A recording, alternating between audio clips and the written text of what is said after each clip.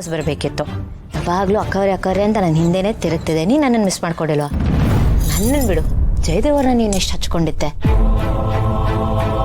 ಅವ್ರನ್ನ ಬಿಟ್ಟು ನೀನು ಅಷ್ಟು ದಿನ ಅಲ್ಲಿದ್ದು ಬಂದಿಯಲ್ಲ, ನೀನು ನಿಜವಾಗ್ಲೂ ತಾತ ನೋಡೋಕ್ಕೆ ಹೋಗಿದ್ಯಾ?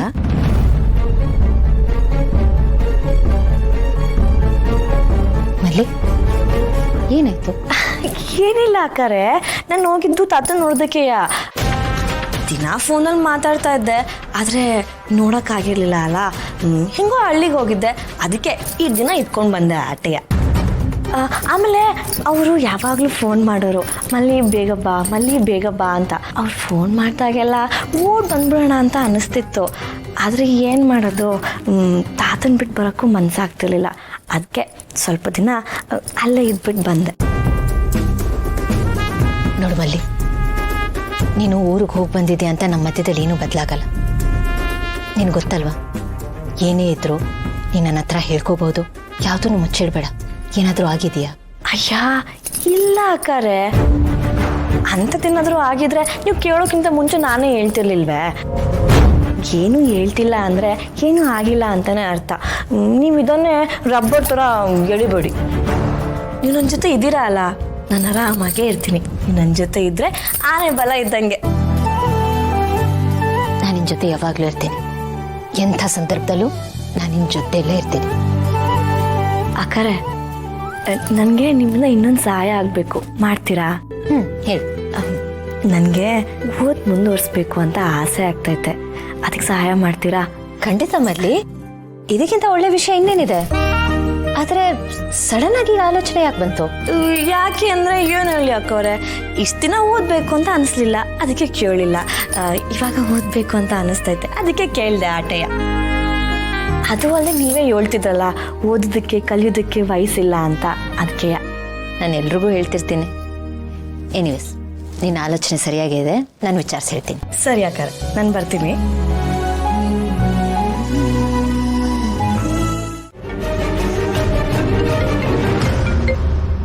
ಏನು ಗೊತ್ತಾ, ನೀವು ಆ ವಿಷಯ ಹೇಳ್ದಾಗಿಂದ ನನಗೆ ಖುಷಿನ ಕಂಟ್ರೋಲ್ ಮಾಡ್ಕೊಳ್ಳೋದಕ್ಕೆ ಆಗ್ತಿಲ್ಲ. ಓ, ಅವಳೇನೆ ಮನೆ ಆಳಿ? ಓ, ಅಷ್ಟೊಂದು ಖುಷಿ ಆಯ್ತಾ? ಹಲೋ, ಯಾರಿದು? ಯಾರು ಮಾತಾಡ್ತಾ ಇರೋದು? ನೀನು ಯಾರು ಮಾತಾಡ್ತಾ ಇರೋದು? ಇದು ಜಯದೇವ್ ಅವ್ರ ನಂಬರ್ ತಾನೆ? ಅವ್ರದ್ದೇ ಆ ನಂಬರು, ಆದರೆ ಮೊದಲು ನೀನು ಯಾರು ಅಂತ ಹೇಳು. ಫಸ್ಟು ನೀವು ಯಾರಂತ ಹೇಳಿ. ನಾನು ಅವ್ರ ಹೆಂಡ್ರು ಮಲ್ಲಿ. ಈಗ ನೀನು ಯಾರು ಅಂತ ಹೇಳ್ತೀಯಾ? ಹೌದು, ಶಾಲೆ ಖುಷಿ ಆಯಿತು ಅಂದೆಲ್ಲ, ಖುಷಿ ಆಗಂಥದ್ದು ಏನು ಹೇಳಿದ್ರು? ಆ ಖುಷಿನ ತಾವೇ ಇಟ್ಕೋಬಾರ್ದು, ಕಡ್ಲೆಪುರಿ ಥರ ಹಂಚ್ಕೊಡ್ಬೇಕು. ಹೇಳು, ನಾನು ಖುಷಿ ಪಡ್ತೀನಿ. ಏನಂದ್ರು ಅಂಥದ್ದು?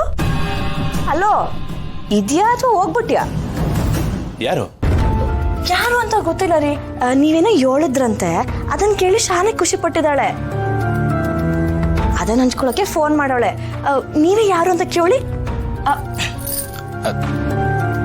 ಅದು ಮೇಡಮ್, ನಾವು ಕ್ರೆಡಿಟ್ ಕಾರ್ಡ್ ಅವರು. ನಿಮ್ಮ ಮನೆಯವರು ಕಾರ್ಡ್ ತಗೊಳ್ತೀನಿ ಅಂತ ಹೇಳಿದರು. ತುಂಬಾ ಖುಷಿ ಆಯಿತು, ಯಾಕಂದರೆ ನಮ್ಮ ಟಾರ್ಗೆಟ್ ರೀಚ್ ಆಗತ್ತಲ್ಲ, ಅದಕ್ಕೆ ಖುಷಿಯಿಂದ ಕಾಲ್ ಮಾಡಿದೆ. ಅಷ್ಟೇ, ಇನ್ನೇನು ಇಲ್ಲ. ಅಯ್ಯೋ ಶಿವನೇ, ಒಂದು ಕಾರ್ಡಿಗೆ ಈಟೊಂದು ಖುಷಿನಾ? ಹೊತ್ನಲ್ಲಿ ಫೋನ್ ಮಾಡುವಷ್ಟು ಹಗ್ಲು ರಾತ್ರಿ ಒಂದೇ ಶಾನೆ ಕಷ್ಟಪಡ್ತಿದ್ಯಾ ಬಿಡು. ಹೌದು, ಯಾವ ಬ್ಯಾಂಕ್ ನಿಮ್ದು? ಹೊತ್ನಲ್ಲಿ ಫೋನ್ ಮಾಡ್ತಿದ್ಯಲ್ಲ, ಹೇಳೋರು ಕೇಳೋರು ಯಾರು ಇಲ್ವಾ ನಿಂಗೆ? ಇನ್ನೊಂದ್ಸಲ ಫೋನ್ ಮಾಡು, ಗ್ರಾಚಾರ ಬಿಡಿಸ್ಬಿಡ್ತೀನಿ. ಸಾರಿ ಮೇಡಮ್, ಸಾರಿ. ಮತ್ತೆ ಕಾಲ್ ಮಾಡಿ ಡಿಸ್ಟರ್ಬ್ ಮಾಡಲ್ಲ. ಮಡಗು ಫೋನ್. ಅಲ್ಲ ಮಲ್ಲಿ, ಏನೋ ಪಾಪ ಹೊಸ ಕಸ್ಟಮರ್ ಸಿಕ್ಕಿದಾರಲ್ಲ ಅಂತ ಖುಷಿ ಹಂಚ್ಕೊಳಕ್ ಫೋನ್ ಮಾಡಿರ್ತಾರೆ, ಅದಕ್ಕೆ ನೀನ್ ಯಾಕೆ ಕೋಪ ಮಾಡ್ಕೋತೀಯ? ಬಿಡು. ಅದೆಂಗ್ರಿ ಬಿಟ್ಬಿಡಕ್ಕಾಗತ್ತೆ?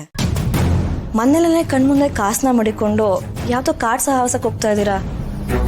ನನಗೆ ಯಾವ ಕಾರ್ಡು ಬೇಡ ಅಂತ ಹೇಳ್ಬಿಡಿ. ರೀ, ಎಷ್ಟು ದಿನ ನೆಮ್ಮದಿಯಾಗಿದ್ದೆ ನನ್ನ ಬಾಳಲ್ಲಿ. ರೀ ಅಂತ ರಾಗ ಹೇಳ್ಕೊಂಡು ಮತ್ತೆ ಬಂದು ಒಕ್ಕರ್ಸ್ಕೊಂಡಿದ್ದಾಳೆ. ಫಸ್ಟ್ ಆ ಪದನ ಬ್ಯಾನ್ ಮಾಡಿ ಯಾವನದನ್ನು ಕಂಡಿಡಿದ್ನೋ ನನ್ನ ಕೈಯಾರ ಅವನು ಸಾಯಿಸಾಗುತ್ತೆ. ಮದೇ ಬಾ. ಏನು ಬೆಳ್ಗೆ ಎಲ್ಲೋ ಒಂಟಂಗೈತೆ? ಯಾವ್ದಾದ್ರೂ ಅತಿ ಮುಖ್ಯವಾದ ಕೆಲಸ ಆಯ್ತಾ ಹೆಂಗೆ? ಅದು ಅದೇನು ಮಲ್ಲಿ ಒಂಥರ ಮಾತಾಡ್ತಾ ಇದೆಯಾ? ಅತಿ ಮುಖ್ಯವಾದ ಕೆಲಸ ಅಂದ್ಕೊಂಡು ಮಾಮೂಲಿಯಾಗಿ ಕೇಳ್ಬೋದಲ್ವಾ ಏನು ಕೆಲಸ ಅಂತ? ಅಲ್ಲ, ಅದು ಯಾವಾಗಲೂ ಲೇಟಾಗಿ ಹೋಯ್ತಿದ್ರಿ, ಇವತ್ತು ಬೇಗ ಹೋಯ್ತಿದ್ದೀರಲ್ವಾ, ಅದಕ್ಕೆ ಯಾವುದಾದ್ರೂ ಮುಖ್ಯವಾದ ಕೆಲಸ ಇದೆಯಾ ಅಂತ ಕೇಳಿದೆ ಆಟೆಯ. ಓ ಹಾಗೆ. ಆದ್ರೂ ಮಲ್ಲಿ ಅದನ್ನ ಒತ್ತಿ ಒತ್ತಿ ಕೇಳಬೇಡ, ಕೇಳೋದಕ್ಕೆ ಒಂಥರ ಅನ್ಸುತ್ತೆ. ಅದಾಗಿರ್ಲಿ, ನಿಮ್ಗೆ ಯಾವಾಗ್ಲೂ ರಾತ್ರಿ ಹೊತ್ತೇ ಅಲ್ವಾ ಇರೋದು ಆಫೀಸ್ ಕೆಲಸ? ಇವತ್ತೇನು ಬೆಳಗ್ಗೆ ಹೊಂಟ್ಬಿಟ್ಟಿದ್ದೀರಾ? ರಾತ್ರಿ ಹೊತ್ತು ಏನ್ ಮಾಡಕ್ಕಾಗತ್ತೆ ಮಲ್ಲಿ? ರಾತ್ರಿ ಹೊತ್ತೇ ಕೆಲಸ ಮಾಡ್ಬೇಕಾಗಿ ಬಂದಾಗ ರಾತ್ರಿ ಹೊತ್ತೇ ಹೋಗ್ಬೇಕು, ಹಗ್ಲೊತ್ತು ಮಾಡ್ಬೇಕಾದಾಗ ಹಗ್ಲೊತ್ತು ಹೋಗ್ಬೇಕಾಗತ್ತೆ. ಆಫೀಸ್ ಕೆಲಸ ಅಂದ್ರೆ ಹಾಗೆ ಟೀ ಕಾಫಿ ಮಾಡ್ಕೊಟ್ಟಂಗೆ ಅಲ್ವಲ್ಲ ಮಲ್ಲಿ ಅದು. ಕೆಲಸ ಯಾವಾಗ ನಮ್ಮನ್ನ ಕರೆಯುತ್ತೋ, ಯಾವಾಗ ಮಾಡ್ಬೇಕಾಗುತ್ತೋ ಅವಾಗ್ಲೇ ಹೋಗಿ ಮಾಡ್ಬೇಕಲ್ವಾ? ಆದ್ರೆ ಯೋನೇ ಹೇಳಿ ನಿಮ್ಮನ್ನ ನೋಡಿದ್ರೆ ಅಯ್ಯೋ ಪಾಪ ಅಂತ ಅನ್ಸುತ್ತೆ. ಯಾಕೆ ಮಲ್ಲಿ ಆಗನ್ಸುತ್ತೆ? ಅಲ್ಲ ಮಲ್ಲಿ, ಗಂಡಾದವನು ಕಷ್ಟಪಟ್ಟು ಕೆಲಸ ಮಾಡ್ತಿದ್ದೇನೆ ಅಂದಾಗ ಪ್ರೌಡ್ ಫೀಲ್ ಆಗಬೇಕು, ಹೆಮ್ಮೆ ಅನ್ನಿಸ್ಬೇಕು. ಅದನ್ನ ಬಿಟ್ಟು ಅಯ್ಯೋ ಪಾಪ ಅನ್ಸುತ್ತಾ? ಆದ್ರೆ ನನಗೆ ಮಾತ್ರ ಅಯ್ಯೋ ಪಾಪ ಅಂತಾನೆ ಅನ್ಸೋದು.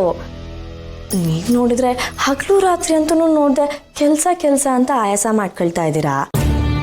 ಆದ್ರೆ ಒಂದ್ ತಿಳ್ಕೊಳ್ಳಿ, ಮನುಷ್ಯನ ಜೀವನ ಅನ್ನೋದು ಉರಿಯೋ ದೀಪ ಇದ್ದಂಗೆ.